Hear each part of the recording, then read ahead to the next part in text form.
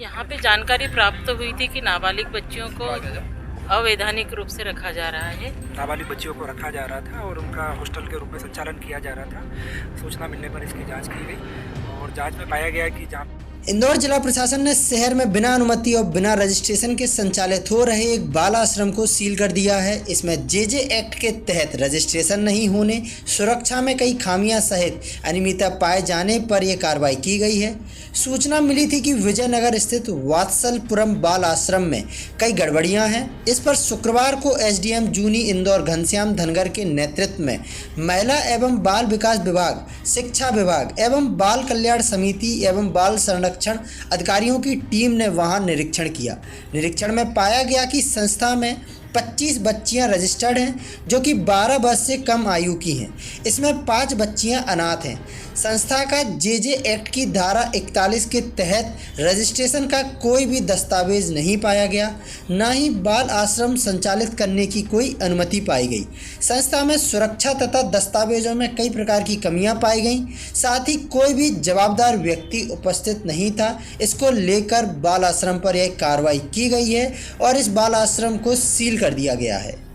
यहाँ पे जानकारी प्राप्त हुई थी कि नाबालिग बच्चियों को अवैधानिक रूप से रखा जा रहा है।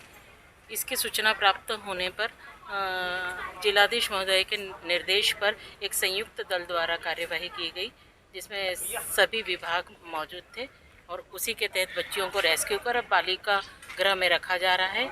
उसके उपरांत अब बालिकाओं की काउंसलिंग करने के पश्चात आगामी कार्यवाही की जाएगी। क्या नाम है इस ट्रस्ट का, क्या नाम है और कितने समय संचालित हो रहा है? वात्सल्यपुरम अनाथालय के नाम से हमने ये जो दस्तावेज यहाँ पे रसीद वगैरह देखी वो पाई गई और किसी भी प्रकार की अनुमति इनको प्राप्त है, ऐसे कोई भी दस्तावेज यहाँ प्राप्त नहीं हुए हैं। अब उसी सबको देखते हुए उसी के आधार पर सारी वैधानिक कार्यवाही की जाएगी। मैम, और भी इनके कई ट्रस्ट है अलग अलग राज्यों में?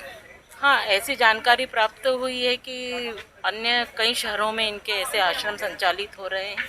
उसमें सूरत, कोलकाता, बैंगलोर, जोधपुर, कोटा, दिल्ली ऐसी जगहों के। मैडम, बाकी कौन है उनके ओनर, कौन संचालित करते हैं? यहाँ क्या पे नाम जो आया? डायरेक्टर नाम आया है वो किसी महिला का है, शिखा जैन नाम की महिला है, वो इसकी डायरेक्टर है। अभी संपर्क हो पाया? अभी हमारा उनसे कोई संपर्क नहीं हो पाया क्योंकि अब वो जब हमारे कार्यालय में उपस्थित होंगी अपने दस्तावेजों के साथ तब सारी जानकारी आगे की। और यहाँ पर कैसे रखा गया था? क्या बच्चियाँ वैसे तो सब ठीक थी, स्कूल जा रही थी।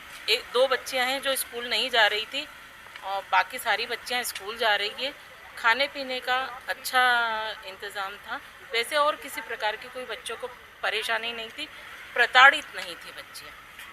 बाकी सारी विशेष जानकारी बच्चों की काउंसलिंग होने के पश्चात फिर। क्या एज होगी मैम बच्चियों की? बच्चियाँ 6 से 14 वर्ष तक की। आज विजयनगर स्कीम नंबर 74 में एक संयुक्त जांच दल के द्वारा एक हॉस्टल का, एक बिल्डिंग में जहाँ पे बच्चियों को 21 बच्चियों को, नाबालिग बच्चियों को रखा जा रहा था और उनका हॉस्टल के रूप में संचालन किया जा रहा था। सूचना मिलने पर इसकी जांच की गई और जांच में पाया गया कि जहाँ पे बच्चियों को जिस सेंटर में, स्कूल में या हॉस्टल में रख रहे हैं उसका सरकार से या किसी भी शासकीय विभाग से उसके संबंध में कोई अनुमति नहीं ली गई है। जबकि नियमानुसार कहीं पे भी यदि नाबालिग बच्चों या बच्चियों को रखते हैं तो जुवेनाइल जस्टिस एक्ट की धारा 41 के तहत उसका रजिस्ट्रेशन करना अनिवार्य होता है और संबंधित विभागों को इसकी सूचना देना भी अनिवार्य होता है। कितनी बच्ची मिली है सर, क्या मिसिंग है? इसमें 21 बच्चियाँ यहाँ पे मिली है जो कि अलग अलग राज्यों से है। जोधपुर, उड़ीसा, सूरत, मुंबई और रीवा, इंदौर के अलग अलग शहरों से रहने वाली बच्चियाँ हैं। यहाँ रिकॉर्ड में जो रजिस्टर में संख्या लिखी हुई है उसके हिसाब से 25 बच्चियों का यहाँ पे रिकॉर्ड है। उसमें से 4 बच्चियों रिकॉर्ड अनुसार नहीं मिली है। 4 बच्चियों से संपर्क करने की कोशिश की गई, उनके बच्चों से संपर्क, उनके पेरेंट्स से कांटेक्ट करने का प्रयास किया गया। उसमें एक बच्ची से कांटेक्ट हुआ है जो कि जोधपुर में अपने परिवार के साथ रह रही है। शेष 3 बच्चियों के पेरेंट्स से कांटेक्ट नहीं हो पा रहा है। इसके कारण उनका बता नहीं सकते कि अभी वो कहाँ पर है। सर, बच्चियाँ यहाँ पर कैसे आई थी, कुछ बताया सर?